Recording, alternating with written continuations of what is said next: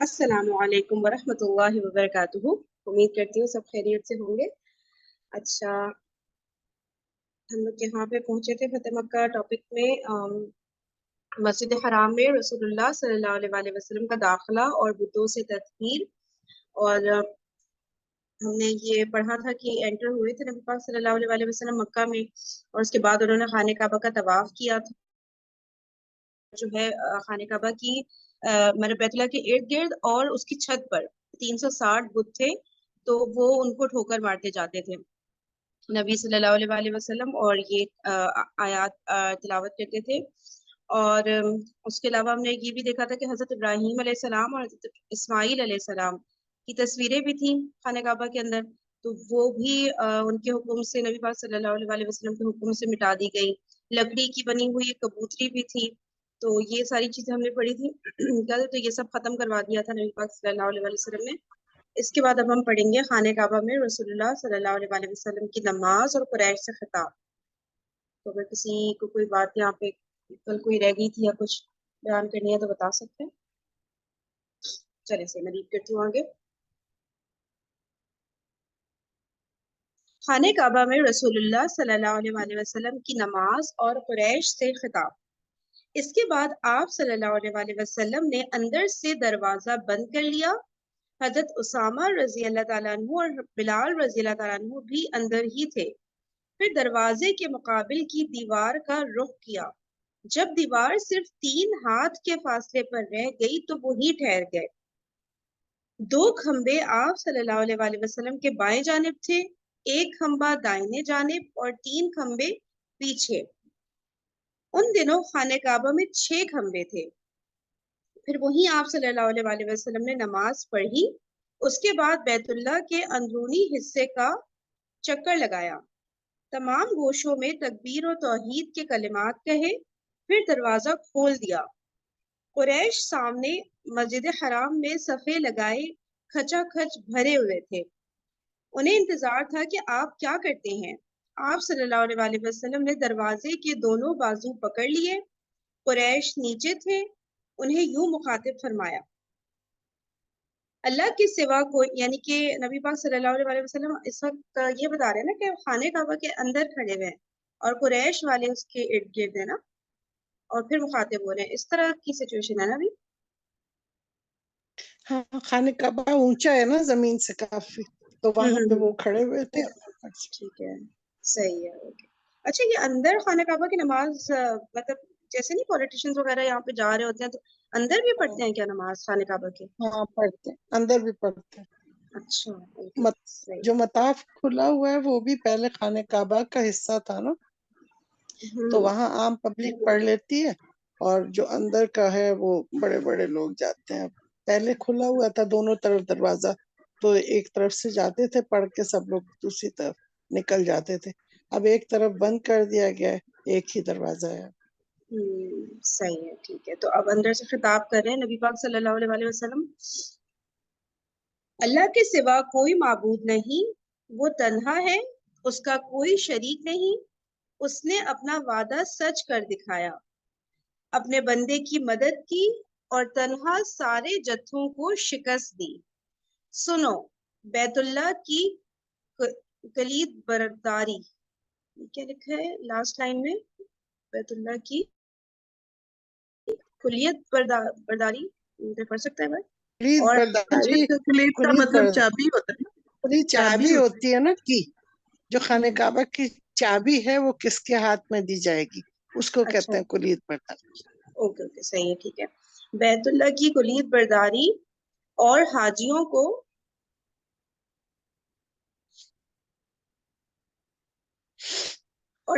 کو پانی پلانے کے علاوہ سارا اعزاز یا کمال یا خون میرے ان دونوں قدموں کے نیچے ہے.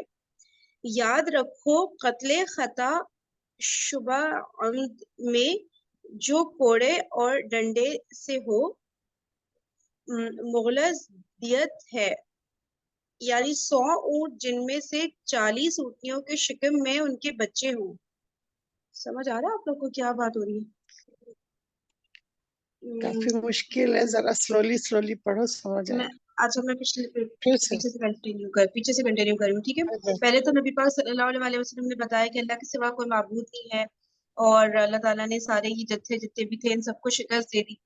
फिर अब आ रहा है मेन पॉइंट कि ये एक पॉइंट आ रहा है कि सुनो, बैतुल्लाह की कुलियत बरदारी और हाजियों को पानी पिलाने के अलावा सारा एजाज या कमाल या खून मेरे इन दोनों कदमों के नीचे है। याद रखो कत्ले खता शुबा उम्द में जो कोड़े और डंडे से हो मुगलस दियत है, यानी 100 ऊंट जिनमें से 40 ऊँटनियों के शिकम में उनके बच्चे हों। मतलब कत्ले खता किसी से हो जाए, गलती से कत्ल हो जाए तो उसकी फिर सजा बताई गई है मेरे ख्याल से कि उसके बदले में क्या उसको करना होगा। हाँ, या उसमें लिखा कि ये खता से जो अगर कोई कत्ल हो जाए तो उस पे जो कोड़े और डंडे वो जो पड़ते हैं वो सब मुगल्लज़ दैत हैं, यानी कि गलत है, जिस पे लानत होती है ऐसी दैत है, उसको हम नहीं कायम रखेंगे। जो उन्होंने अपना यानी 100 ऊंट जिनमें से 40 ऊँटनियों के शिकम में उनके बच्चे भी हों, मतलब ऐसी वाली ये दैत कहते हैं ना, किसी जुर्म के होने के ऊपर जो अदा किया जाता है उसको कहते हैं दईत। तो मुगल्लज़ मतलब बहुत गंदी गलत मतलब चीजें, ये जो पुराने रखे गए थे इन सारों को मैं अपने पांव तले रौंदता हूँ, खत्म करता हूँ ये तमाम चीजें कि खता से अगर कोई कत्ल कर दे तब भी उस पे 100 ऊँटों की दयत देनी पड़ेगी, ये जरूरत नहीं है। अब ये सब चीजें मेरे पाँव के नीचे आ गई। अब सिवाय इसके हज पे जो पानी पिलाने का है और चाबी इसकी रखने को, जो कि जिसका एजाज एक खास खानदान को जो था वही कायम रहेगा, और बकिया पुराने जितने भी यहाँ पे रखे गए हैं वो गलत गलत चीजें मुगल्लस जो है, जो गंदी चीजें जो आदतें लोगों ने रखी हुई हैं वो सब हमारे पांव तले रौंद दिया। मतलब अब हम नहीं उसको कायम नहीं रखेंगे, तुम लोग के पुराने जो उसूल है। सही है, ठीक है। और किसी को यहाँ पे कोई बोलते बात? हैं मेरा ख्याल में ये कदमों के नीचे से मेरे कदमों के नीचे यानी इख्तियार उनके पास है भी इन चीजों का, ये भी इनका मीनिंग एक हम्म निकलता है। हाँ सही है, हाँ, इख्तियार मेरे मतलब पास है, तो पुराने सही को है। खत्म कर दिया जी। ठीक है, सही है। चले ये आगे। सिस्टर फरहीन दियत हम्म, वर्ड नहीं है, दियत दियत है एक्चुअली, हाँ राइट? हाँ, दियत है, दियत दियत। वही जो उसको उसको राइट। दैत कहते हैं या दियत कहते हैं, एग्जैक्ट वर्ड दैत वही दियत कहते हैं, जो चले जो किसी चीज के गुनाह पे या कुछ करने पे जो फिक्स की जाती है कफारा ना, जैसे 100 ऊंट की कफारा आ कुर्बानी। जाता है। हाँ दियत होता है ना, दियत वर्ड होता है दियत ये। दियत ही बोलते हैं, दियत बोलते ठीक हैं, है, मुगल्लस ओके, दियत। सही है। आगे चलते हैं।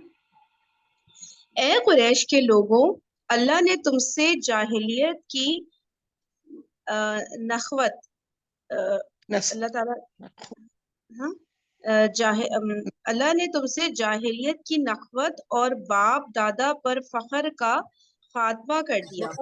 नखुवत कहते हैं उसको, नखुवत नखुवत नखुवत, यस। मीनिंग क्या है? नखुवत जाहिलियत, नखुवत मतलब मनहूसियत। उससे हाँ मनहूसियत या उसकी बुराई कहना चाहिए, जाहिलियत की जो बुराइयां थी सारी, इस सेंस में ले लें। ठीक है, सही है। अल्लाह ने तुमसे ए कुरैश के लोगों, अल्लाह ने तुमसे जाहिलियत की नखुवत और बाप दादा पर फख्र का खात्मा कर दिया। सारे लोग आदम अलैहिस्सलाम से हैं और आदम मिट्टी से। इसके बाद ये आयत तिलावत फरमाई। तर्जुमा कर देती हूँ। ये जो ए लोगों, ये जो कह रहे हैं ना फरीन कि जाहिलियत का पहले होता था कि खाने काबा के पास जाके सब लोग अपने बाप दादा पे फख्र करते हुए उनकी कहानियां सुनाया करते थे, तो लोग चारों तरफ से सुनते थे और दाद भी करते थे। तो उसी पर हुजूर सल्लल्लाहु अलैहि वसल्लम ने कहा अब वो सारी चीजें यहाँ पे नहीं होंगी कि यहाँ आके बैठ के हर आदमी बताए, बल्कि कहा कि अब हम लोग सब जो है आदम अलैहिस्सलाम के औलाद हैं। तो उसी पे ये आयत पढ़ी कि या अय्युहन्नासु इन्ना खलकनाकुम मिन ज़करिन व उन्सा वजअलनाकुम शुऊबन व क़बाइला लितआरफू इन्न अक्रमकुम इंदल्लाहि अतकाकुम इन्नल्लाहा अलैकुम खबीर। पढ़ लो इसका माने इसका कि तर्जुमा कर लोगों देती हमने हूँ। तुम्हें जी आप पढ़े। ऐ लोगों हमने तुम्हें एक मर्द और एक औरत से पैदा किया है और तुम्हें कौमों और कबीलों में तकसीम किया है ताकि तुम एक दूसरे को पहचान सको। तुम में اللہ کے نزدیک سب سے باعزت وہی ہے جو سب سے زیادہ متقی ہے. اللہ بے شک اللہ جاننے والا ہے اور خبر رکھنے والا ہے. یعنی اپنے خاندانوں کی شانیں بیٹھ کے یہاں نہیں بیان کرو. اللہ کو پتا ہے کہ کون تقوی والا ہے اور کون نہیں ہے. تم کو تو اللہ نے مختلف قبائل میں بنایا گیا ہے, مرد اور عورت جو کہ مل کے شعوب و قبائل بناتے ہیں, ایک ایک قبیلہ بن جاتا ہے. تو لیکن اپنی اکرمکم مطلب اپنے کو یہ نہیں دکھاؤ ہم بڑے کریم ہیں, ہم بہت یہ جو آ کے بیان کرتے تھے نا, یہ سب یہاں بیان نہیں کرو. اللہ جانتا ہے کون تقوی والا ہے. صحیح اور ہے. دیکھیں یہ کتنی زبردست اس میں بات ہے, چھوٹا سا جملہ ہے لیکن کتنا ڈیپ ہے کہ تمہیں قوموں اور قبیلوں میں تقسیم کیا تاکہ تم ایک دوسرے کو ہاں پہچان سکو. بس اتنا سا ریزن ہے تقسیم پہچان. کرنے کا. کوئی وہ نہیں ہے کہ جی جی. ایک بہتر ہے تو ایک کمتر یہ ہے اور اس ہاں طرح یہ کی. نہیں کہ ہم سید ہیں تو ہم اونچے ہیں, وہ پٹھان ہے تو نیچا ہے. یہ سب جو آج کل ہو گیا نا, یہ سب بالکل بہت گناہ کی بات ہے. ہم فلاں خاندان میں شادی نہیں کرتے, وہ نیچے خاندان کے. یہ تو ہندوؤں میں ہوتا ہے, اچھوت ہے اور فلاں ہے فلاں ہے. لیکن ہمارے مسلمانوں میں بھی یہ بہت ہو گیا ہے. نہیں ہم تو فلاں قبیلے میں نہیں کرتے, فلاں لوگوں سے نہیں کرتے شادی, ہم بہت اونچے ملک ہیں آپ لوگ تو فلاں ہیں. نہیں یہ کہتے کشن آنٹی, آپ لوگ تو نہیں کہتے ہم سعودیہ والے ہیں, ہم تو بہت اچھے ہیں, تم لوگ تو پاکستانی ہو. نہیں, ہم تو کبھی نہیں کہتے. ہم تو بیچارے گنہگار لوگ ہیں. چلے آگے بڑھتے ہیں. اچھا, آج کوئی سرزنش نہیں. اس کے بعد آپ صلی پکڑنی اللہ پکڑ نہیں. ہاں ٹھیک سردنش تو ہے, پتہ ہے نا, پکڑنی. جی اب پتہ چل گیا. صحیح ہے. اچھا, اس کے بعد آپ صلی اللہ علیہ وسلم نے فرمایا, قریش کے پٹائی کر. لوگوں قریش کے لوگوں تمہارا کیا خیال ہے, میں تمہارے ساتھ کیسا سلوک کرنے والا ہوں؟ انہوں نے کہا, اچھا آپ کریم بھائی ہیں اور کریم بھائی کے صاحبزادے ہیں. آپ صلی اللہ علیہ وسلم نے فرمایا, تو میں تو تم سے وہی بات کہہ رہا ہوں جو حضرت یوسف علیہ السلام نے اپنے بھائیوں سے کہی تھی کہ لا تثریب لا تتریب علیکم اليوم, لا تتریب علیکم اليوم, یعنی تم پر آج کوئی سرزنش نہیں ہوگی, جاؤ تم سب آزاد ہو. آج ہم کوئی برا بھلا نہیں کہیں گے. تتریب کرنا کسی کو وہ کہنا نا, برا بھلا کہنا. صحیح کہ جیسے جتنا بھی ان کے ساتھ بھی تھا نا, ان کے بھائیوں نے ان کے ساتھ برا کیا تھا لیکن وہ پھر بدلہ نہیں لے رہے ہاں تھے نا. تو اسی طرح مکہ والوں نے نبی پاک صلی اللہ علیہ وسلم کے ساتھ کیا نہیں کیا, تو انہوں نے پھر وہی کہا جو حضرت یوسف علیہ السلام نے کہا تھا کہ آج تم پر کوئی سرزنش نہیں, جاؤ تم سب آزاد ہو. اچھا دیکھو, رسول اللہ صلی اللہ علیہ وسلم نے پہلے ان سے پوچھا, قریش والوں سے, کہ تمہارا کیا خیال ہے کہ میں کیسا ہوں, میں تمہارے ساتھ کیا کروں گا. سبحان اللہ, کتنے اچھے انداز سے پوچھا. تو انہوں نے کہا کہ آپ خود بھی اچھے ہیں, آپ کے ابا بھی اچھے تھے, تو ان کو بھی تعریف کی. تو ہمیں امید ہے کہ آپ رحم کریں گے اور ہمیں معاف کر دیں گے. تو پھر وہی حضور صلی اللہ علیہ وسلم نے کہا. آپ پوچھنے کا انداز دیکھو. ہاں زبردست. چلے آگے چلتے ہیں. کعبے کی کنجی حق بحقدار رسید. اچھا, اس کے بعد رسول اللہ صلی اللہ علیہ وسلم مسجد حرام میں بیٹھ گئے. حضرت علی رضی اللہ تعالیٰ عنہ نے, جن کے ہاتھ میں کعبے کی کنجی تھی, حاضر خدمت ہو کر عرض کیا, حضور ہمارے لیے حجاج کو پانی پلانے کے اعزاز کے ساتھ خانہ کعبہ کی کلیت برادری کیا تھا یہ ورڈ؟ کلید برداری یعنی چابی کو دینا, چابی کو رکھنا. جو اس کی اوپر لکھا ہے نا, حق بحقدار رسید, جس کا حق ہے اسی کو اس کا حق دیا جائے گا. تو وہ ہے. تو اب پڑھو تم آگے, کلید برداری کا اعزاز.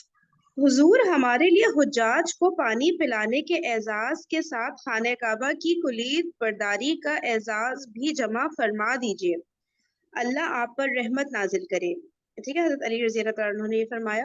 ایک اور روایت کے بموجب یہ گزارش حضرت عباس رضی اللہ تعالیٰ عنہ نے کی تھی. رسول اللہ صلی اللہ علیہ وسلم نے فرمایا, عثمان بن طلحہ رضی اللہ تعالیٰ عنہ کہاں ہیں؟ انہیں بلایا گیا. آپ صلی اللہ علیہ وسلم نے فرمایا, عثمان یہ لو اپنی کنجی, آج کا دن نیکی اور وفاداری کا دن ہے. طبقات ابن سعد کی روایت ہے کہ آپ صلی اللہ علیہ وسلم نے کنجی دیتے ہوئے فرمایا, اسے ہمیشہ ہمیش کے لیے لو, تم لوگوں سے اسے وہی چھینے گا جو ظالم ہوگا۔ اے عثمان، اللہ نے تم لوگوں کو اپنے گھر کا امین بنایا ہے، لہٰذا اس بیت اللہ سے تمہیں جو کچھ ملے اس سے معروف کے ساتھ کھانا۔ ہاں، یعنی بیت اللہ کا خزانے کی چابی عثمان ان کو رضی اللہ عنہ کو دے دی گئی۔ صحیح۔ حضرت عثمان بن طلحہ رضی اللہ عنہ۔ صحیح۔ کعبے اور کی چھت قیامت پر تک کے لیے، اور یہ بات ہے نا کہ اسی خاندان میں رہے گی قیامت تک۔ کعبے کی چھت پر اذان بلالی۔ اب نماز کا وقت ہو چکا تھا۔ رسول اللہ صلی اللہ علیہ وسلم نے حضرت بلال رضی اللہ تعالیٰ عنہ کو حکم دیا کہ کعبے پر چڑھ کر اذان کہیں۔ اس وقت ابو سفیان بن حرب، عصاب بن اسید اور حارث بن ہشام کعبے کے صحن میں بیٹھے تھے۔ عتاب نے کہا، اللہ نے اسید کو فوت کر کے اس پر یہ کرم کیا کہ وہ یہ اذان نہ سن سکا، ورنہ اسے ایک ناگوار چیز سننی پڑتی۔ اس پر حارث نے کہا، سنو، واللہ اگر مجھے معلوم ہو جائے کہ وہ برحق ہیں تو میں ان کا پیروکار بن جاؤں گا۔ اس پر ابو سفیان نے کہا، دیکھو، واللہ میں کچھ نہیں کہوں گا، کیونکہ اگر میں بولوں گا تو یہ کنکریاں بھی میرے متعلق خبر دے دیں گی۔ اس کے بعد نبی صلی اللہ علیہ وسلم ان کے پاس تشریف لے گئے اور فرمایا، ابھی تم لوگوں نے جو باتیں کی ہیں وہ مجھے معلوم ہو چکی ہیں۔ پھر آپ صلی اللہ علیہ وسلم نے ان کی گفتگو دہرا دی۔ اس پر حارث اور عتاب بول اٹھے، ہم شہادت دیتے ہیں کہ آپ صلی اللہ علیہ وسلم اللہ کے رسول ہیں۔ خدا کی قسم، کوئی شخص ہمارے ساتھ تھا ہی نہیں کہ ہماری اس گفتگو سے آگاہ ہوتا اور ہم کہتے کہ اس نے آپ کو خبر دی ہوگی۔ تو یہ تینوں ایمان لے آئے نا، کون؟ ابو سفیان بن حرب۔ ابو سفیان بن حرب ہی وہ ہے نا مکہ کے سردار، جو بن حرب وہی والے ہیں نا، ہاں ہے نا؟ جی وہی ہے۔ اور عتاب بن نہیں، عصاب کیا لکھا ہے نا، بن اسید اور حارث بن ہشام، ٹھیک ہے۔ تو ایک کعبے کے صحن میں بیٹھے تھے، تو وہاں پر یہ باتیں جو یہ لوگ کر رہے تھے، تو نبی پاک صلی اللہ علیہ وسلم کو اللہ تعالیٰ نے اس کی خبر پہنچا دی۔ اس پہ وہ لوگ بڑا حیران ہوئے، ہم جو باتیں کر رہے تھے وہ کوئی بھی نہیں تھا یہاں پہ جو آپ تک یہ باتیں پہنچاتا، لیکن نبی پاک صلی اللہ علیہ وسلم کو پتہ چل گیا تھا۔ اس کے بعد پھر یہ لوگ ایمان لے آئے نا، ہم شہادت دیتے ہیں کہ آپ اللہ کے رسول ہیں۔ صحیح۔ پھر فتح یا شکرانے کی نماز۔ اسی روز رسول اللہ صلی اللہ علیہ وسلم ام ہانی رضی اللہ تعالی عنہا بنت ابی طالب کے گھر تشریف لے گئے، وہاں غسل فرمایا اور ان کے گھر میں ہی 8 رکعت نماز پڑھی۔ اچھا، 8 رکعت نماز پڑھی۔ یہ چاشت کا وقت تھا، اس لیے کسی نے اس کو چاشت کی نماز سمجھا اور کسی نے فتح کی نماز۔ ام ہانی رضی اللہ تعالیٰ عنہا نے اپنے 2 دیوروں کو پناہ دے رکھی تھی۔ آپ صلی اللہ علیہ وسلم نے فرمایا، اے ام ہانی، جسے تم نے پناہ دی اسے ہم نے بھی پناہ دی۔ اس ارشاد کی وجہ یہ تھی کہ ام ہانی رضی اللہ تعالیٰ عنہ کے بھائی حضرت علی بن ابی طالب رضی اللہ تعالیٰ عنہ ان دونوں کو قتل کرنا چاہتے تھے، اس لیے ام ہانی رضی اللہ تعالیٰ عنہ نے ان دونوں کو چھپا کر گھر کا دروازہ بند کر رکھا تھا۔ جب نبی صلی اللہ علیہ وسلم تشریف لے گئے تو ان کے بارے میں سوال کیا اور مذکورہ جواب سے بہراور ہوئیں۔ صحیح ہے۔ اچھا، اب اکابر مجرمین کا خون رائیگاں قرار دے دیا گیا۔ فتح مکہ کے روز رسول اللہ صلی اللہ علیہ وسلم نے اکابر مجرمین میں سے 9 آدمیوں کا خون رائیگاں قرار دیتے ہوئے حکم دیا کہ اگر وہ کعبے کے پردے کے نیچے بھی پائے جائیں تو انہیں قتل کر دیا جائے۔ ان کے نام یہ ہیں: عبد العزا بن قتل، عبداللہ بن سعد بن ابی سرا، اکرمہ بن ابی جہل، حارث بن نفیل بن دہب، مقلیس بن سبابہ، حبار بن اسود ابن قتل کی 2 لونڈیاں جو نبی صلی اللہ علیہ وسلم کی ہجو گایا کرتی تھی۔ سارا جو اولاد عبد المطلب میں سے کسی کی لونڈی تھی، اسی کے پاس حاتب رضی اللہ تعالیٰ عنہ کا خط پایا گیا تھا۔ اچھا، ہم لوگ پہلے پڑھتے تھے نا کہ 4 لوگ تھے جن کو نبی پاک صلی اللہ علیہ وسلم نے کہا تھا کہ کعبے کے پردے میں بھی ہو تو بھی ان کو قتل کرنا ہے نا؟ ابھی یہاں ہاں پر 9 یہاں پہ یہ 9 لوگ. ہاں اچھا یہ وہ عورت بھی تھی جو چوٹی کے اندر چھپا کے میسج لائی تھی، وہ بھی ہاں، تھی. دیوبند میں کیا نا اس نے ان کی کیا کہہ رہے میں نے کہا حاتم رضی اللہ عنہ کی جو وہ ہے جس پد لے کے گئی تھی، وہی والی لونڈی جو پیچھے پڑا تھا نا، کہ وہی اسی کا ذکر آ رہا ہے نا. اچھا، صحیح ٹھیک ہے وہ جو چوٹی پہ چھپا لیا تھا وہ خط نا، پھر ہاں چوٹی میں چھپا. یہ ٹھیک پورے ہے، 9 صحیح لوگوں کو کہا ہے چاہے خانہ کعبہ کے غلاف کے نیچے بھی چھپے تب بھی انہیں قتل کر دو. صحیح. ابن ابی سرار رضی اللہ تعالیٰ عنہ کا معاملہ یہ ہوا کہ اسے حضرت عثمان بن عفان رضی اللہ تعالیٰ عنہ نے خدمت نبی صلی اللہ علیہ وسلم میں لے جا کر جان بخشی کی سفارش کر دی، اور آپ صلی اللہ علیہ وسلم نے اس کی جان بخشی فرماتے ہوئے اس کا اسلام قبول کر لیا۔ لیکن اس سے پہلے آپ صلی اللہ علیہ وسلم کچھ دیر تک اس امید میں خاموش رہے کہ کوئی صحابی اٹھ کر اسے قتل کر دیں گے، کیونکہ یہ شخص اس سے پہلے بھی ایک بار اسلام قبول کر چکا تھا اور ہجرت کر کے مدینے آیا تھا، لیکن پھر مرتد ہو کر بھاگ گیا تھا۔ تاہم اس کے بعد کا کردار ان کے حسن اسلام کا آئینہ دار ہے رضی اللہ تعالی عنہ۔ اکرمہ بن ابی جہل نے بھاگ کر یمن کی راہ لی، لیکن اس کی بیوی خدمت نبی میں حاضر ہو کر اس کے لیے امان کی طالب ہوئی، اور آپ صلی اللہ علیہ وسلم نے امان دے دی۔ اس کے بعد وہ اکرمہ کے پیچھے پیچھے گئی اور اسے ساتھ لے آئی۔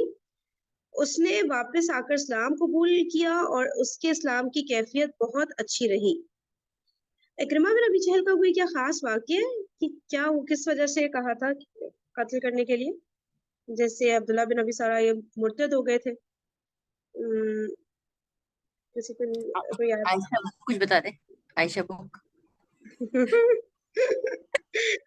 مسٹر عائشہ کوئی عام سوری میرے بچے اراؤنڈ میں ہیں تو شور مچا رہے ہیں. یہ بھی ایسے ہی جیسے ان کے والد تھے کہ مسلمانوں کے سخت دشمن تھے اور بہت زیادہ سزا دیتے تھے. غلام جو تھے ان کے پاس ان کی بہت زیادہ ان کو تکلیف دیتے تھے. اب یہ ہم نے پڑھا حضرت بلال کا کہ وہ کعبہ کی چھت پہ کھڑے ہو کے اذان دے رہے تھے. یہ وہی حضرت بلال ہے، یہ بھی غلام تھے. ان پہ بھی کتنا ابو جہل کے تو نہیں تھے یہ، لیکن یہ کہ ان پہ بھی کتنا ظلم ہوتا تھا. اور ابھی ایک وہ وقت تھا کہ وہ مکہ میں حد کر رہے ہوتے تھے، ظلم ہو رہا تھا ان پہ. سوری. اور ابھی یہ تھا کہ وہ کعبہ کی چھت پہ اذان دے رہے ہیں. تو ابو جہل کے یہ جو بیٹے اکرمہ بھی، یہ بھی اسی اپنے باپ کی طرح مسلمانوں کے کرتے تھے کہ وہ واپس آ جائے. اور ادھر ایک ان کی وائف کے حوالے سے بات آئی ہے، ان کے حوالے سے نہیں آئی کہ ان کا یہ بھی واقعہ آتا ہے اکرمہ بن ابی جہل کا کہ یہ بھاگ گئے تھے تو وہ ساحل سمندر والی سائڈ پہ چلے گئے تھے.